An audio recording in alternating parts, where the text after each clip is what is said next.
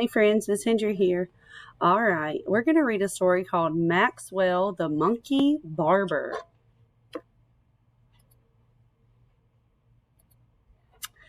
Come to Maxwell's barber shop for a trim or for a chop. He grabbed his scissors and lowered the chair, ready at 9 to cut some hair. Ooh, those are rhyming words. Baboon swung in with curls grown high, a cut to free what lives inside. After many snips, it's less a home and more a place to run a comb. I heard some more rhyming words. And before you go, might I say, your hair's the best I've seen today. Lion crept in with mane gone wild. Please clip this beast to show my style. That beastly mane has said goodbye. It's now so sharp it needs a tie.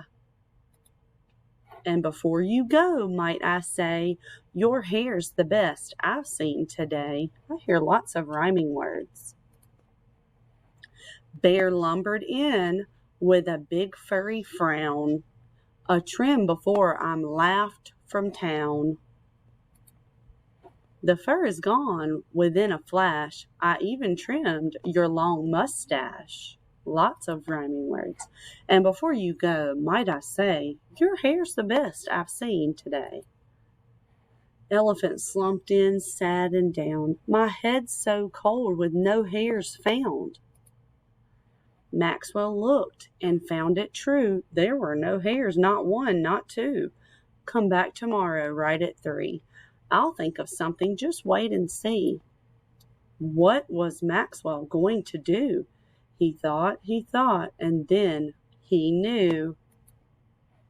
Elephant came back, as Maxwell said, and waiting right there for his head, something fine, crafted with care, a lovely wig of soft, warm hair. And before you go, might I say, your hair's the best I've seen today. Everyone heard of Elephant's new do, and hair or no hair, they wanted one too.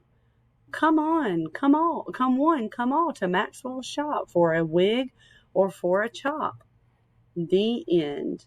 Good job.